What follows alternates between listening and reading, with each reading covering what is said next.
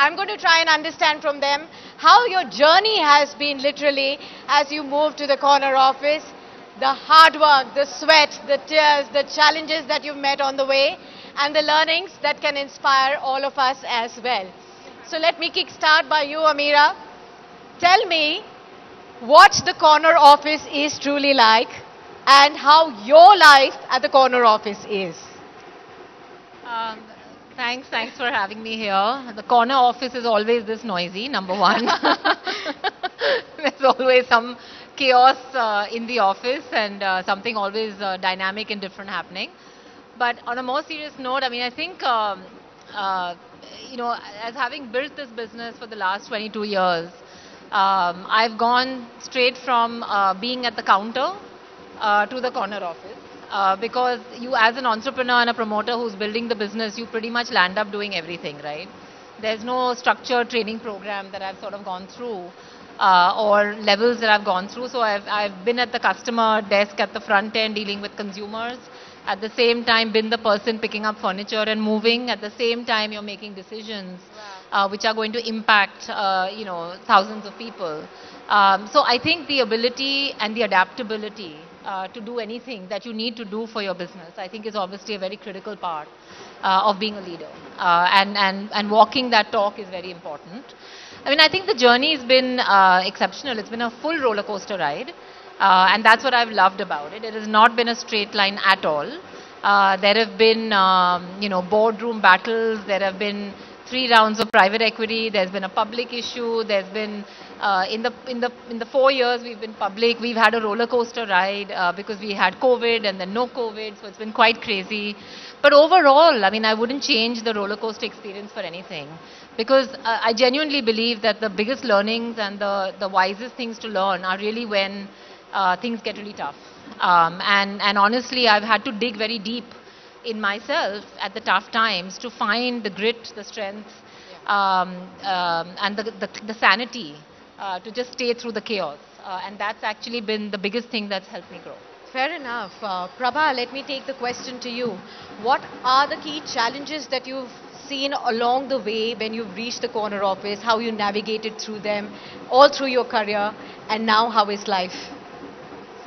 Good evening and thank you for having me. It's really a pleasure and a privilege to be here on this panel. I've actually had the opposite experience because I've had the joy, the whatever else of being in the corner office only for the last year or so, having worked for 22 odd years before that. So I think the couple of lessons that I've learned along the way, I think firstly, one must be clear in terms of where your passion and purpose lie. And it sounds like a truism, but actually you end up doing your best work when there is alignment between your passion, purpose, and what you do. And I've been truly fortunate to work for 2 companies that have helped me to do that, whether it's Hindustan Unilever or now Colgate.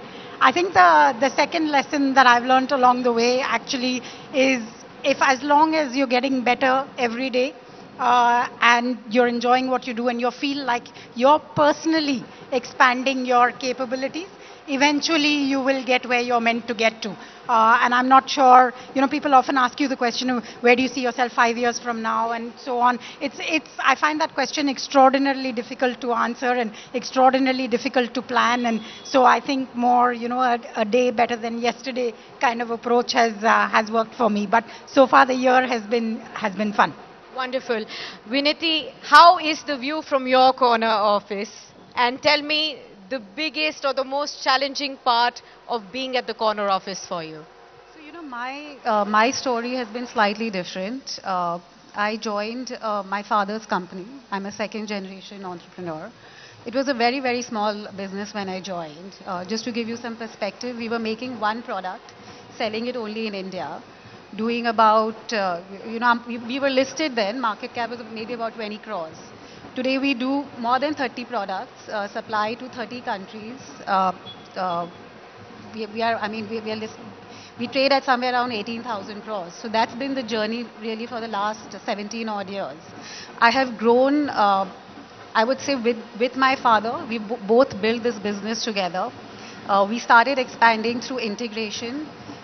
We we are into specialized chemicals where process is our forte, and that is what creates the moat.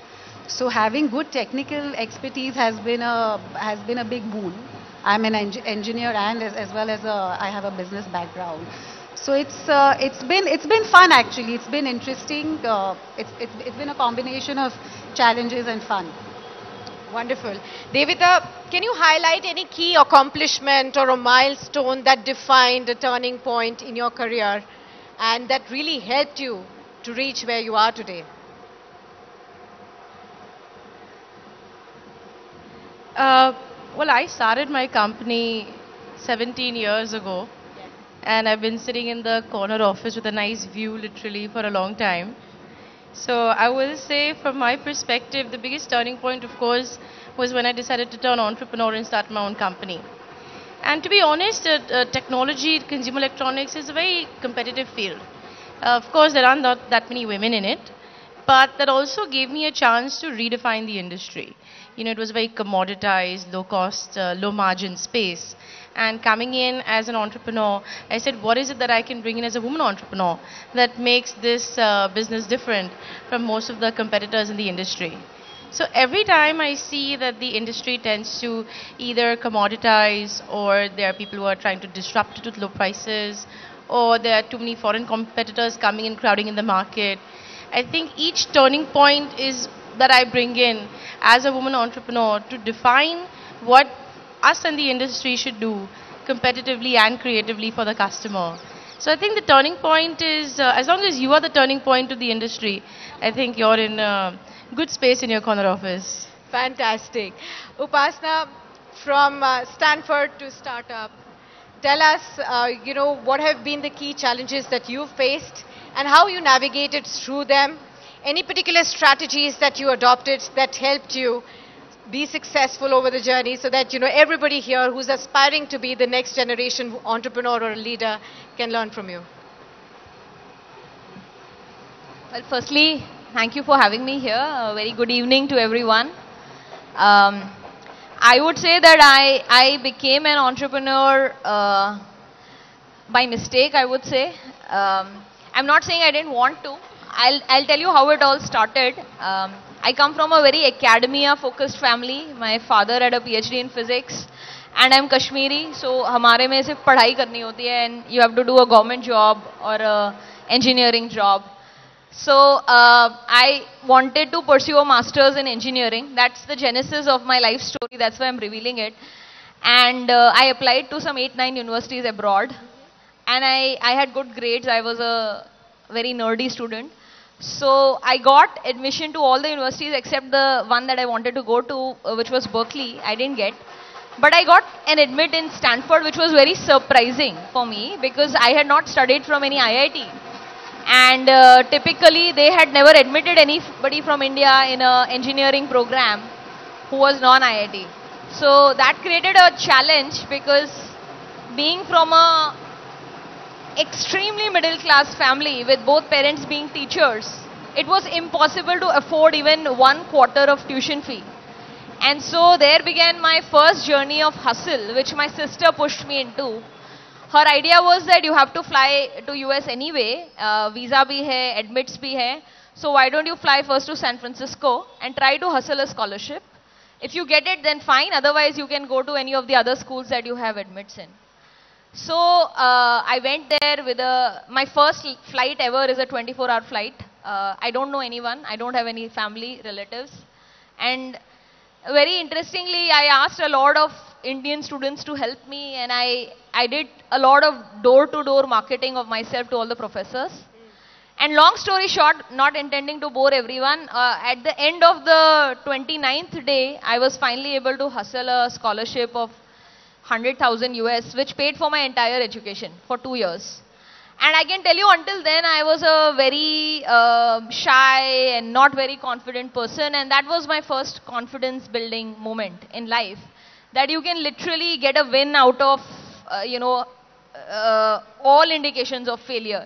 Like that last over in a cricket match, you can get a win out of the last ball.